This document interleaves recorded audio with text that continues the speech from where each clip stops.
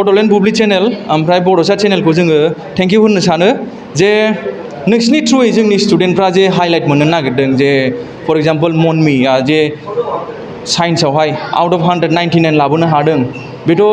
फिसा खोथा नङा बिराद गिदिर खोथायानो जोंनि थाखाय बिराद हिउज एचिभमेन्ट होननानै साननानै लायो जोङो थ' नोंसिनि थ्रुयै जे एटेनसन मोननो थांदों बिसोरो डिजार्भ खालाममारो आरो स्टुडेन्टफ्रा जोङो ओंखायनो बिराद हेपि जे बिसोरो ओरैनोबाबो बहुत हार्ड वार्किं खामोन बिसोर स्टुडेन्टफ्रा they are extremely very hard working students ओमफ्राय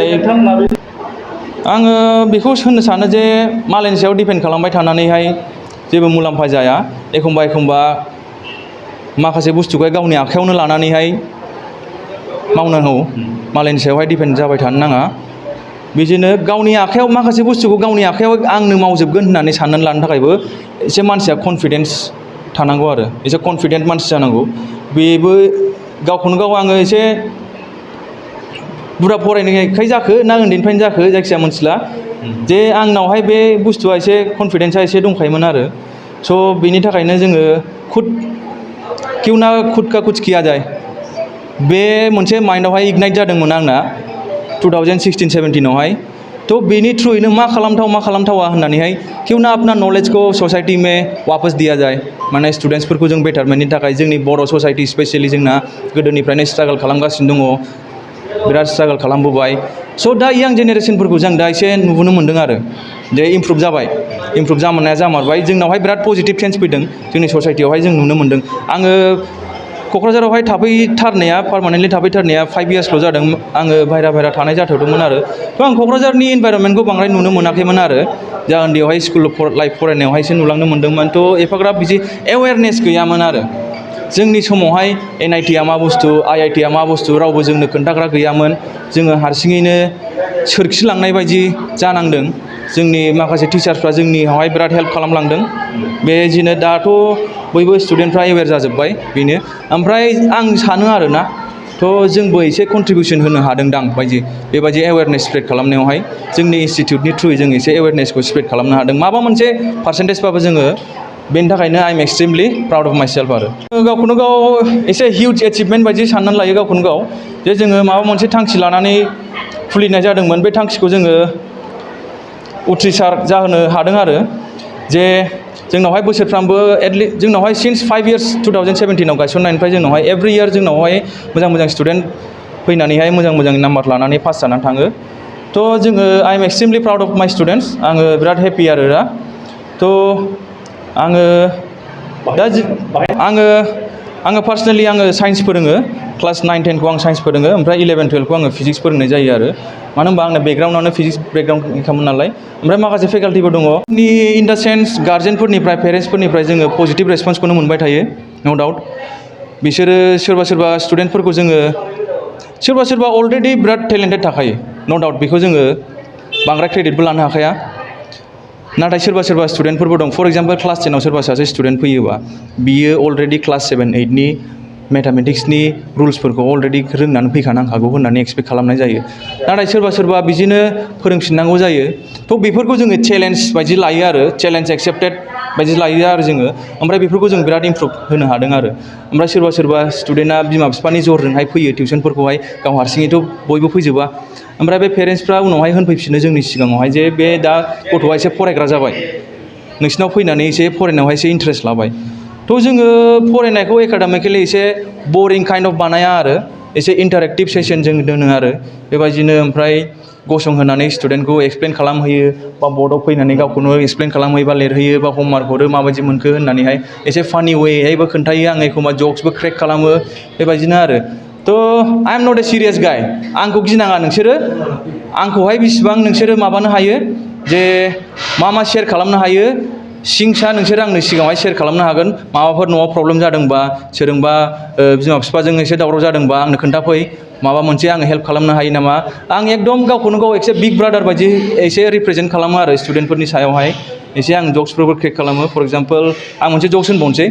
माने मोदी जी जैसा 56 इंच का सीना मेरा आज चौड़ा हो गया है माने आई एम एक्सट्रिमलि प्राउड बेबायदिनो आरो ना सामथिं लाइक दैट काइन्ड अफ आरो ना बेबायदिनो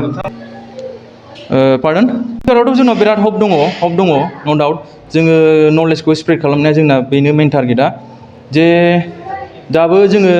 मोनफ्रोमबो स्टेपखौ जोङो मोनसे एचिभमेन्ट होननानै साननानै लायो मोनसे आगान सुरनो हायोबानो साक्सेसनि थ्रुयै थांनो हायो बेनो आरो মই ক্লাছ 10তে ইয়াতে কৰিছিলোঁ চ' যেতিয়া লকডাউন হ'লে তেতিয়াৰ পৰা অলমষ্ট মাৰ্চৰ পৰা ষ্টাৰ্ট কৰিছিলোঁ এণ্ড মেথছ আৰু ছায়েন্সৰ ইয়াতে মানে টিউশ্যন কৰায় আৰু এভৰি ছাবজেক্ট মানে ভালকৈ পঢ়ায় দেন টপিক ৱাইজ গোটেই নোটছ দিয়ে আৰু ৰেগুলাৰ ৰিভাইজ হয় ৰেগুলাৰ টেষ্ট হয় চ' যেতিয়া আমি স্কুলত মানে অক্টোবৰত গ'লোঁ তেতিয়া মোক বহুত হেল্প হৈছে আৰু কপ আপ কৰিব যিহেতু বস্তুখিনি মই আগৰে পৰা কেপচাৰ কৰি লৈছিলোঁ ইয়াৰ পৰা তাকে ক'ব বিচাৰিছোঁ JNV বাসুগাঁও 6.6%। মই ছায়েন্স লৈছোঁ আইবিকা জুনিয়ৰ কলেজ লখৰাত ভাল চেণ্টাৰ আৰু ইয়াৰ মানে টিচাৰবিলাক বহুত ফ্ৰীও হয় আৰু ডাউট সুধিবৰ কাৰণে মানে কেতিয়াও হেজিটেট ফিল নহয় মোৰ তাকে आङो जेनबि क'क्राझाराव फरायो बासुगाव औ जेब्ला कर'ना जाजेनदोंमोन अब्लानिफ्राय बे कचिं सेन्टारखौ मोजां मोननानै आङो बाहायनो कचिं लागासिनो दंमोन आं 10नि थाखाय रिजाल्टआव पारसेन्टआ मोजाङानोमोन 83.4% मोनबाय आं जेराव जइन लाथ'वाखै दा JNBआवनो लाफिननो सानदोंमोन औ साइन्स लागोन आं मेरा नाम रियाज फराद हुसैन है मेरे को 91.4% मिला और कब से ज्वाइन किया था इसमें? इधर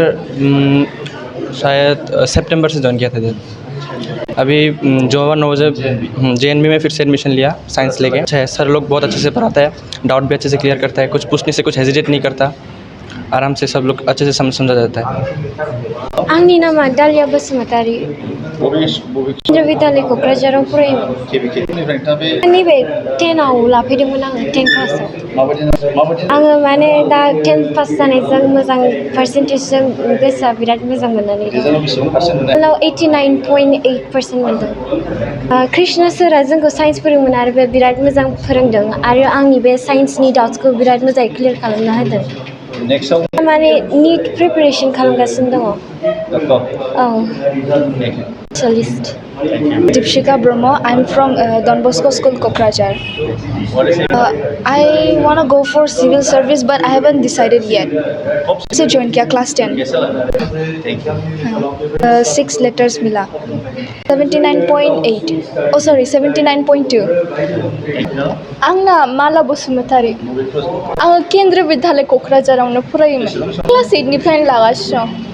कोचिं क्लासआथ' बिराद हेल्प खालामदों मेथ्सआव आंथ' मेथ्सआव बिराद वीकमोन बाट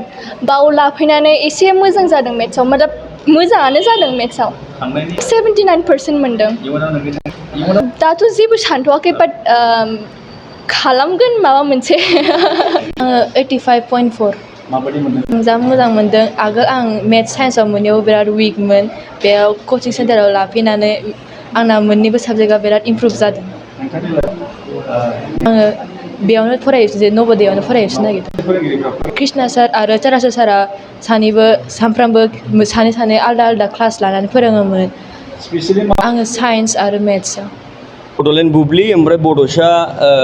निउस चेनेलखौ आं आंनि अननाय ओमफ्राय आरो सिबिनायखौ आं बावहरग्रोबाय दा नैबे बिथां सोंनाय बायदिबा आं बेखौनो होननो सानदों दा अनेक मानसियानो दङ गुबुन माने लाइक जोंनि स्पेसियेलि जोंनि बर'आव आरोना माने लाइक यां जेनेरेसनफ्रा दा मा जाबाय आन्दायनाय बायदि जाबाय नोंथांनाव हान्थु सिं गोदोना आखाइनि आसि सिंस्रि दाफोना सानाय आफादावनि सानाय आथिं मिजुनाय सानाय खर' जरा सानाय आथिं फारनैबो बोलो मोनै जानजि सानानै आथिङाव साहैनाय जायखिजाया गोजामनिफ्राय गोजाम सानाय जादोंब्ला नोंथांमोना जिंगासिनो नांला